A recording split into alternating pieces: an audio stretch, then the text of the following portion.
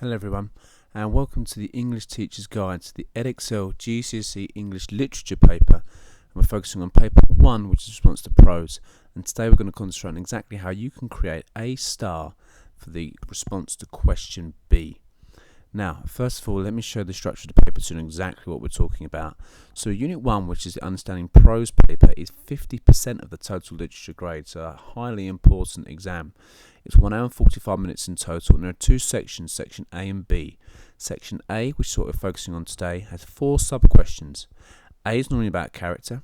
Question B, which we're looking at in this video, is normally about language or character potentially. C and D are both about theme, but C focuses on the theme within the extract. D asks you to look at the same theme, but from another part of the novel of your choice. And the section B is one exam essay based on a novel from another culture. So that's of Mice and Men, for instance. Let's focus on the question we'll look at today, shall we? So, comment on how language is used to create an impression of man in the extract. Use examples of the writer's language from the extract. And this is the 10-mark question. Question A is worth 8, question B is worth 10 marks. 2 tasks for you then. Task 1.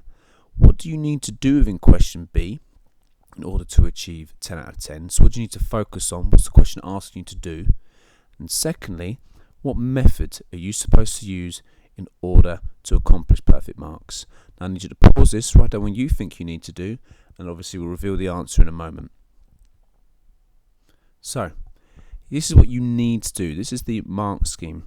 So to get 9 out of 10, to get into band 5, to get 10 out of 10, you only focus on AO2, which asks you to explain how language, structure and form contribute to the ideas. Now, notice the question only asks you to look at writer's language. So you could make reference to structure, you could make reference to form, but really we're focusing purely on language because that's what the question's asking us to do. Now, to be getting 10 out of 10, what you need to be doing is, rather than just thinking about really obvious things, you need to make sure that you're coming up with more implicit ideas, and that'll become more apparent when we look at the examples in a moment. Now the method, again, you're looking at 5 minutes planning, 10 minutes maximum to respond. You really have to practice that. Now, just like with any question, read it carefully, underline keywords. Then what you need to do is to consider 3 answers to the question. So how is man presented in 3 ways in this extract? 1, 2, 3, and they're your points. Then what we need to do is find 3 items of evidence and underline them. Then around the quotes, you should make some very quick notes of analysis which you could do to analyse the language. Now the answering, again, just like question A, there's no need for an introduction. Just create 3 or maybe 4 if you've got time PE paragraphs which explore the question in particular. Each of your paragraphs should include a clear point, nice and simple, the evidence to support the fact that you are right. And then within the explanation, you should obviously first explain how the quote proves your point, but then you might want to focus on the importance of individual words. You could look at structure, but again, that's not what this is necessarily asking you to do. The question's asking you to look at language, and then use alternative views. Okay, it suggests this, however, the other side of the argument could be this. What I need you to note is that, again, there are no marks for historical context or a conclusion. You might want to be more evaluative, so you could say, well, why is the writer doing this? And that will also help you. You could do that within each of your individual points. Now here's the question again. Comment on how language is used to create an impression of man in the extract. Use examples of writer's language from the extract. Let's look at how we could plan this, shall we? So here is an example of the extract which we looked at in question A. Now notice that all I've done is I've highlighted 3 areas to create 3 points. I'm not going to read the extract out again for you. You're more than welcome to pause this and look at this extract in your own time. But note down, number 1, I've said, well, all humans are enemies. That's fairly obvious, but notice that I've put the quote enmity, which means anger, rather than just going, they are an enemy, because then it makes it too basic. Then all I'm going to be saying is, they're enemies. This is clear because it says an enemy, therefore they're presented as being enemies. That's only going to get you a D at best. My second point, I've said a man is tainted. There's something wrong with man. They are sinful. My third point, which is further down in the extract, is life will be better without man.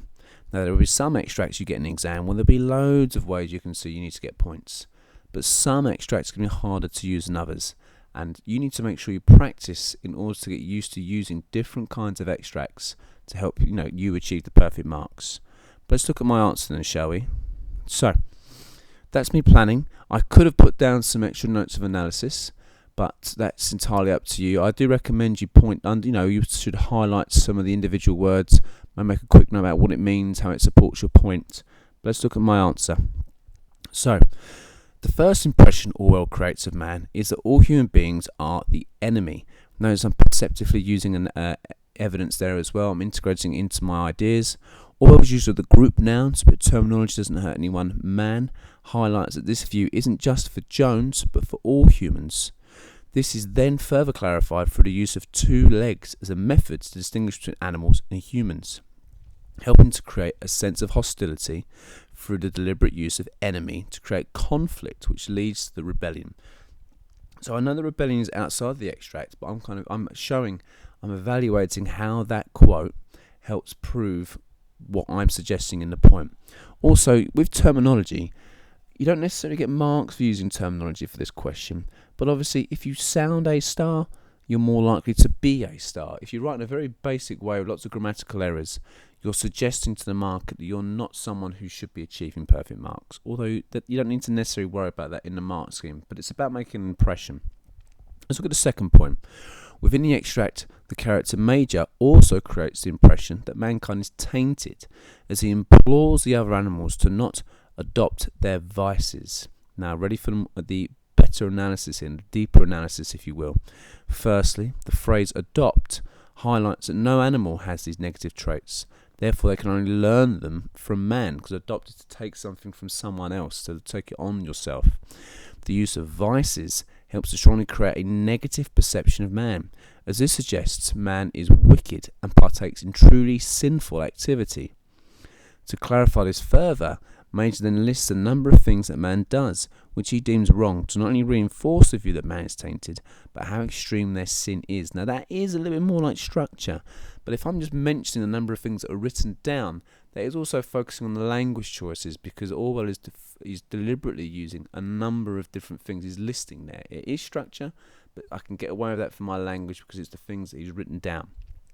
Finally, my third point for this one, Orwell uses Major to create the impression that life without man would be a better one. This is achieved through a description of the dream, which details how positive life will be when man has vanished. Obviously, a dream is something which is seen as positive. However, and this is an alternative view being used, however, a dream is something that can be viewed as optimistic or unrealistic. Therefore, Orwell may be suggesting that life without man will never truly occur, which you know to be true later in the novel. This may be why Major uses the verb vanished in relation to man, to emphasise that the dream can only truly be achieved when man is completely gone, demonstrating that even the presence of man and his ways in a minuscule way can only be viewed as a negative thing. So there you go. There's my 3 points. Use of integrated quotations. I've got the analysis that I require to hit my AO2. 3 to 4 points, all in 10 minutes. That's exactly what you need to do. So, thank you very much for watching the video. There is a link as to where you can view past papers, but remember, it's all about practicing using the method in the correct timing, because you can answer A, B and C in the EDEXCEL paper without even reading the novel, as long as you know the proper method. So thank you, well done, keep revising.